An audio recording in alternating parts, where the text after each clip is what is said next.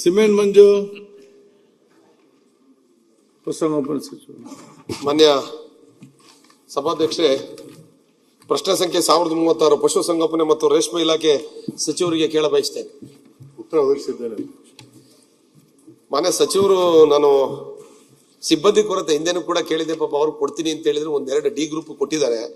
But ಎಲ್ಲ ಕಡೆ ಸಿಬ್ಬಂದಿ ಕೊರತೆ ಅಂತಂದ್ರೆ ಟೋಟಲ್ ಸಿಬ್ಬಂದಿಗಳಲ್ಲಿ ಬರೀ 30% ಮಾತ್ರ ಇರ್ತಕ್ಕಂಥ ಸಿಬ್ಬಂದಿ.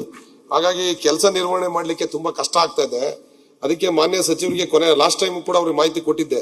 ಸಕಲೇಶಪುರದಲ್ಲಿ ಟೋಟಲ್ 68 ಹುದ್ದೆಯಲ್ಲಿ 52 ಹುದ್ದೆಗಳು ಖಾಲಿ ಇದೆ, ಬರೀ 16 ಹುದ್ದೆಗಳು ಮಾತ್ರ ಇರ್ತಕ್ಕಂಥದ್ದು. ಹಾಗಾಗಿ ಮಾನ್ಯ ಸಚಿವರಿಗೆ ಒತ್ತಾಯ ಮಾಡ್ತಕ್ಕಂಥದ್ದು, ಒಂದು ಸಿಬ್ಬಂದಿನ ಭರ್ತಿ ಮಾಡ್ಕೊಡ್ಬೇಕು ಅಂತೇಳಿ. ಎರಡನೇ ವಿಚಾರ, ನಮ್ದು ಮಲೆನಾಡು ಪ್ರದೇಶ ಇರೋದ್ರಿಂದ, ವಿಸ್ತೀರ್ಣ ತುಂಬಾ ದೊಡ್ಡದಿರೋದ್ರಿಂದ ನಿಮ್ದು ಆಂಬುಲೆನ್ಸ್ ವ್ಯವಸ್ಥೆ ಬರೀ ಬೆಳಗಿಂದ ಸಂಜೆ 6 ಗಂಟೆ ತನಕ ಮಾತ್ರ ಇರುತ್ತೆ. ಈ ರಾತ್ರಿನೂ ಕೂಡ ವಿಸ್ತರಣೆ ಮಾಡಿ ಒಳ್ಳೇದು. ಯಾಕೆಂದ್ರೆ ಲಾಸ್ಟ್ ಮಣಗೂರು ಅಂತಕ್ಕಂಥ ಜಾಗದಲ್ಲಿ ರಾತ್ರಿ ಸಮಸ್ಯೆ ಆಗಿ ಡಾಕ್ಟರ್ಗಳ ಬರದಲ್ಲಿ ಒಂದು ಹಸು ಕೂಡ ತೀರೋಗಿರ್ತಕ್ಕಂಥದ್ದಾಯ್ತು. ಆಂಬುಲೆನ್ಸ್ ವ್ಯವಸ್ಥೆನ ರಾತ್ರಿನೂ ಕೂಡ ವಿಸ್ತರಣೆ ಮಾಡೋದು ಒಳ್ಳೇದು. ಸಂಜೆ 6 ಗಂಟೆ ಮೇಲೂ ಕೂಡ ಯಾವ್ದಾದ್ರು ಜಾಗದಲ್ಲಿ ಹಸುಗಳಿಗೆ ಪ್ರಾಬ್ಲಮ್ ಆಯ್ತು ಅಂದ್ರೆ ಅಟ್ಲೀಸ್ಟ್ ಆಂಬುಲೆನ್ಸ್ ಬಂದು ಹಸುಗಳಿಗೆ ಟ್ರೀಟ್ಮೆಂಟ್ ಕೊಡ್ತಕ್ಕಂಥ ವ್ಯವಸ್ಥೆ ಆದ್ರೆ ಒಳ್ಳೇದು. ಅದೇ ರೀತಿ ಸಿಬ್ಬಂದಿ ಕೂಡ ಭರ್ತಿ ಮಾಡಿಕೊಡಿ ಅಂತಕ್ಕಂಥದ್ದು ಮನವಿ ಅಷ್ಟೇ. ಸಚಿವರು. ಅಧ್ಯಕ್ಷರೇ, ಮಾನ್ಯ ಸದಸ್ಯರು ಅನೇಕ ಸಲ ನನ್ನ ಹತ್ರ ಬಂದು ಮನವಿ ಮಾಡಿದ್ದಾರೆ ಸಿಬ್ಬಂದಿ ಕೊರತೆ ಬಗ್ಗೆ. ಅವ್ರ ಮಾಹಿತಿಗೋಸ್ಕರ ಒಟ್ಟು ಅವರಲ್ಲಿ ಪಶುವೈದ್ಯರ ಹುದ್ದೆಗಳು 25 ಇದೆ. 25ರಲ್ಲಿ ಈಗ 16 ಜನ ಪರ್ಮನೆಂಟ್ ಅವರು ಇದ್ದಾರೆ, 2 ಜನ ಕಾಂಟ್ರಾಕ್ಟ್ ಬೇಸಿಸ್ ಮೇಲೆ ಇದ್ದಾರೆ. ಒಟ್ಟು 18 ಜನ ಇದ್ದಾರೆ. ಈಗ ಬೇರೆ ಬೇರೆ ಸಿಬ್ಬಂದಿಗಳು, ಇನ್ಸ್ಪೆಕ್ಟರ್ಗಳು, ಡಿ ಗ್ರೂಪ್ಗಳೆಲ್ಲ ಖಾಲಿ ಇದೆ. ಈ ಸಲ ನಾವು ಈ 700 ಜನ ಡಿ ಗ್ರೂಪ್ ಕೊಟ್ಟು ತಗೊಂಡು ಅದರಲ್ಲಿ ಎಲ್ಲೆಲ್ಲಿ ಸಾಧ್ಯ ಎಲ್ಲ ಕಡೆನೂ ಕೊಡ್ತಕ್ಕಂಥ ಕೆಲಸ ಮಾಡಿದ್ದೇವೆ. ಮತ್ತೆ ಈಗ ಅವ್ರು ತುಂಬ ಮುಂದಿನ ದಿನಗಳಲ್ಲಿ ಈಗ ನಾವೀಗ KPSC ಇಂದ 400 ಜನ ಡಾಕ್ಟರ್ಗಳು ಬರ್ತಾರೆ. ಅವ್ರದ್ದು ಎಲ್ಲ ಎಕ್ಸಾಮ್ ಎಲ್ಲ ಈಗ ವೆರಿಫಿಕೇಶನ್ ನಡೀತಾ ಇದೆ, ರೆಕಾರ್ಡ್ಸ್ ವೆರಿಫಿಕೇಶನ್ ನಡೀತಾ ಇದೆ. ಆ ಸಂದರ್ಭದಲ್ಲಿ ಎಲ್ಲೆಲ್ಲಿ ಜಾಸ್ತಿ ಗ್ಯಾಪ್ ಇದೆ ಅಂತ ಕಡೆ ಡಾಕ್ಟರ್ ಹಾಕ್ತಕ್ಕಂಥ ಕೆಲಸ ಮಾಡ್ತಾರೆ.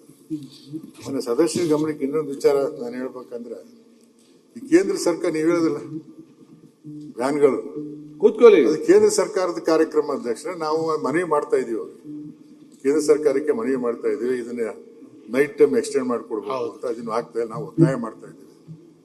ನೀವೇನಾದ್ರು ಒತ್ತಾಯ ಮಾಡೋದು, ನಿಮ್ಮ ಕಡೆಯಿಂದ ಒತ್ತಾಯ ಮಾಡಿದ್ರೆ ಜನರಿಗೆ ಅನುಕೂಲ ಆಗಿದೆ. ಇನ್ನೊಂದು ವಿಶೇಷ ಏನಂದ್ರೆ ಅಧ್ಯಕ್ಷರೇ, ಕೇಂದ್ರ ಸರ್ಕಾರದ ನಿಯಮದ ಪ್ರಕಾರ ಒಂದು ಆಸ್ಪತ್ರೆಗೆ 5,000 ರಾಸುಗಳಿರ್ಬೇಕು. ಇವ್ರ ಹತ್ರ 34 ಹಾಸ್ಪಿಟ್ಲ್ ಇದ್ದಾವೆ, 77,000 ರಾಸುಗಳಿದ್ದಾವೆ ಇವ್ರ ಕ್ಷೇತ್ರದ ಲೆಕ್ಕ ತರಿಸಿದ್ವಿ.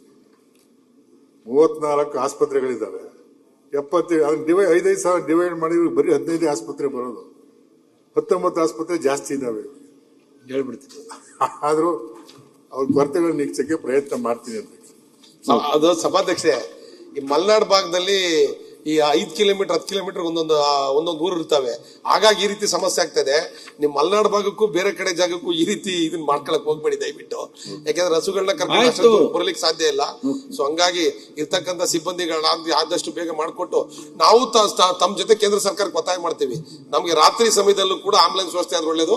ಆದಷ್ಟು ಬೇಗ ಒಂಚೂರು ಸಿಬ್ಬಂದಿ ಕೊರತೆ ನಿಲ್ಲಿಸ್ಕೊಂಡು ಇನ್ಸ್ಪೆಕ್ಟರ್ಗಳನ್ನಾರು ಅರ್ಜೆಂಟಿಗೆ ನೇಮಕ ಮಾಡ್ಕೊಡಿ. ಕೃಷ್ಣ ನಾಯ್ಕ್, ಕೊಯ್ಲಾ ಫಾರ್ಮ್ ಅಲ್ಲಿ ಕಳಪ ಆದಷ್ಟು ಶೀಘ್ರ ಮೊನ್ನೆ ಬಂದಿದ್ರು ಸಚಿವರು. ಕಾಲೇಜನ್ನು ಪ್ರಾರಂಭ ಮಾಡಿ ಅಲ್ಲಿ ಸಿಬ್ಬಂದಿ ಕೊರತೆಯನ್ನು ಕೂಡ ಭರ್ತಿ ಮಾಡಿಕೊಂಡು ಅದನ್ನು ಪ್ರಾರಂಭ ಮಾಡಬೇಕು ಅಂತೇಳಿ ನಾನು ಈ ಮೂಲಕ ವಿನಂತಿ ಮಾಡಿಕೊಳ್ತಿದ್ದೇನೆ. ಸುಳ್ಯ ವಿಧಾನಸಭಾ ಕ್ಷೇತ್ರ ಕಡವ ಮತ್ತು 2 ತಾಲೂಕಲ್ಲಿ ಕೂಡ ಈ ಒಂದು ಸಮಸ್ಯೆ ಇದೆ.